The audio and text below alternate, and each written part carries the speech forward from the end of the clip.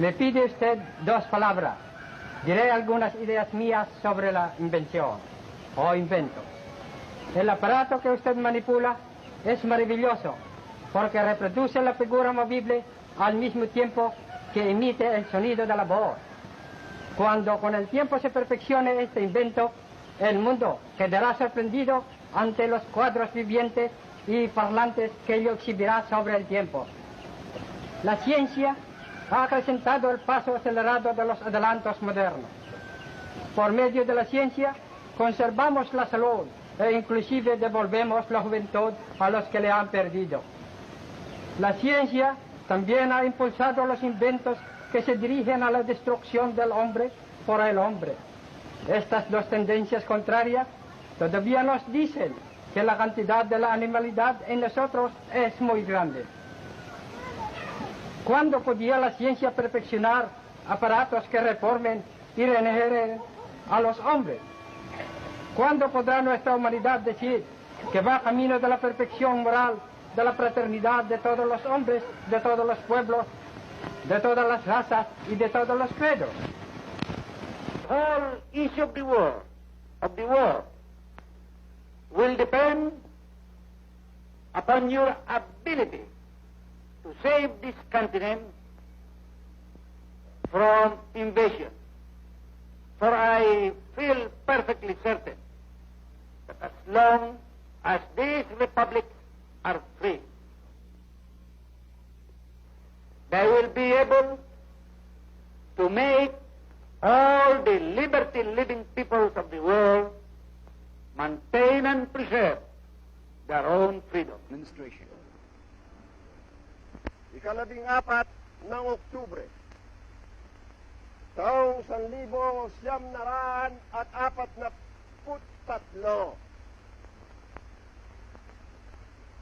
Isang taong singkad, buhat noon hanggang ngayon, na naitayo natin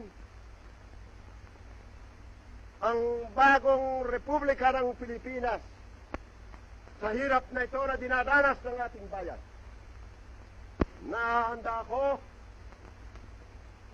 na magpatuloy sa daang makikita ninyo na aking inilalagda sa pamamagitan ng tulong ng aking mga kasamahan sa pamahalaan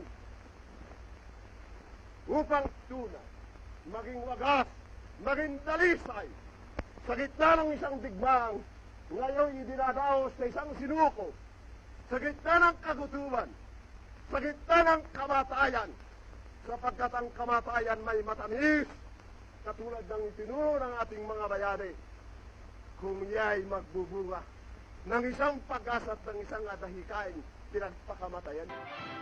Supreme Court Justice Jackson swears in Vice President Sergio Osmeña as President of the Philippine Commonwealth in Washington.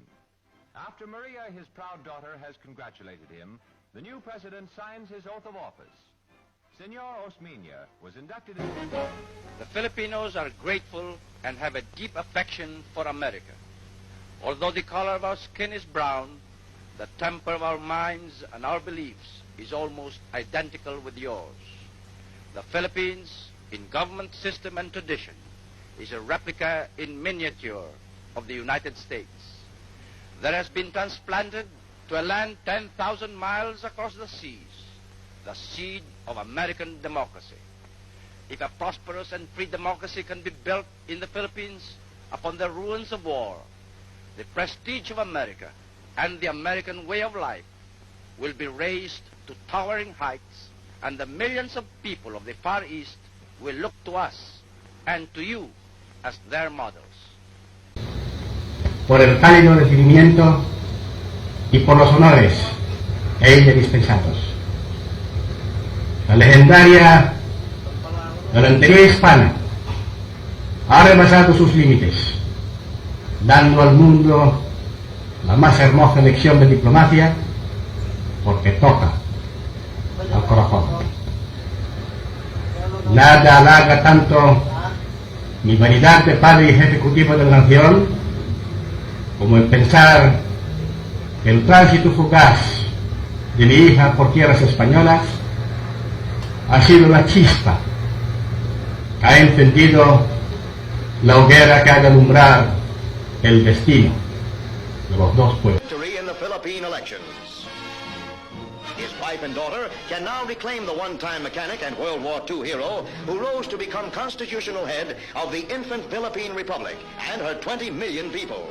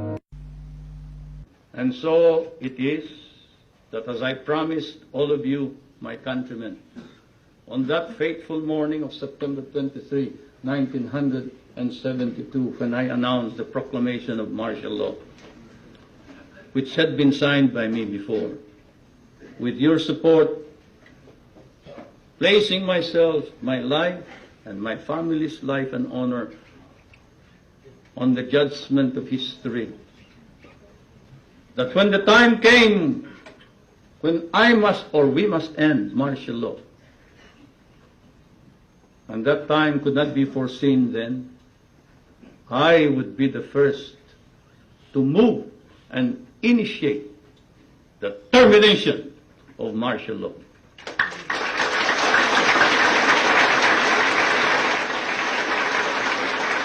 It is after deliberate, sober judgment and soul searching that I come before you and say, it is now time to terminate martial law.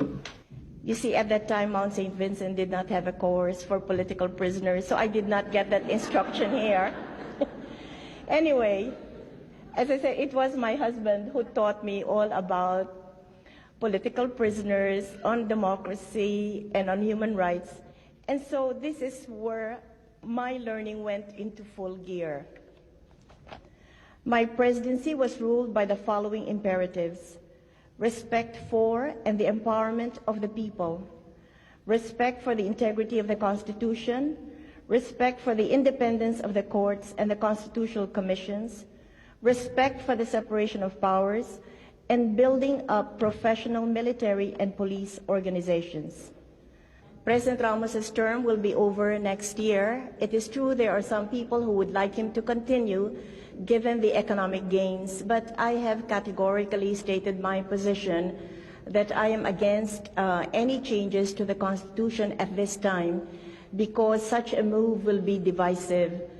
And on the few times that President Ramos and I have talked with each other, he has told me that he will step down when his term is over next year. Filipinos and Americans stood for freedom in Bataan and Corregidor, in Korea and in Vietnam. Now we stand for peace as treaty allies, securing the stability of the Asia-Pacific region, and as members of the United Nations organization, promoting global peace and development. And we have grown together. We have moved from the age of colonial empires through the carnage of World War and the trials of a cold peace to a more promising new era of global growth, prosperity, and social equity.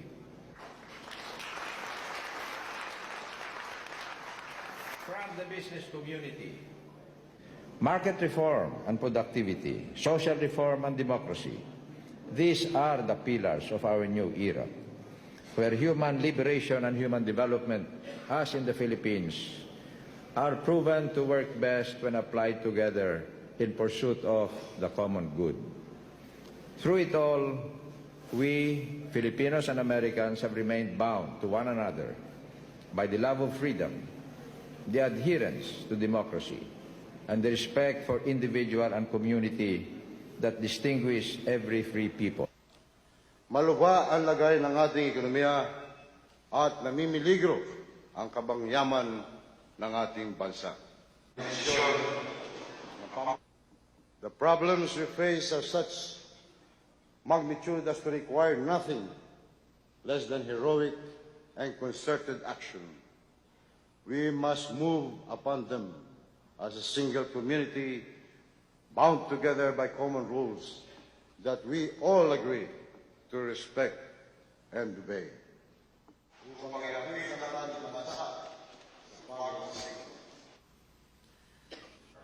I order the Presidential Commission on Good Government to go forward on all ill-gotten wealth cases with all the evidence it has taken 12 long years to collect. No more delay. My fellow Filipinos, we come together tonight as we approach a hallmark of democracy for our great nation, the smooth transition of power to a new leader. We have just come through a historic election. It was open and it was modern. As a result, we were able to declare winners in hours and days rather than weeks and months. The face of politics in our nation has changed forever. Kahit kaliwat kanan na ang ebidensya ng pagbabago, mayroon pa rin kontra sa Dangmatwin. Ang hirit nila, mabagal daw tayo. Kapag sila raw ang naging Pangulo, sigurado gaganda ang buhay. Sa mga medyo maedad po, ang isasagot natin, ganon. Sabay taas raw po ng kilay. Para naman sa kabataan, iba na raw po ang sagot nila sa ganong pahayag. Ang tugon daw ang uso ngayon di wow. Paano nila gagawin ang mga pangakong yan? Ang sagot nila, basta. Nasaan ang detalye at konkreto mga plano? Basta. Paano niyo ipapatupad ang inyong mga pangako? Basta. Pakiramdam yata nila nadadaan sa basta-basta ang solusyon sa ating mga problema. Wala pa rin talagang gamot na naiimbento para sa mga nagbubulag-bulagan at nagbingi-bingihan. I challenge you now. I challenge the Catholic Church. You are full of shit. At mabaho rin kayong lahat. Corruption and all. Yun lang pagtanggap ninyo, paggamit, paghingi ninyo ng pajero. Hindi na kayo nahiya sa sarili ninyo. Ang kamahal-mahal niyang putang ina na maraming Pilipino wala pang kain. Kaya sabi ko, one day, pag hindi na, I will write a book. Hypocrisy. Lahat yan, politician, nagmamakalinis, manwari. Pero kayo ang starring dyan. I will start from the day nung bata pa kami.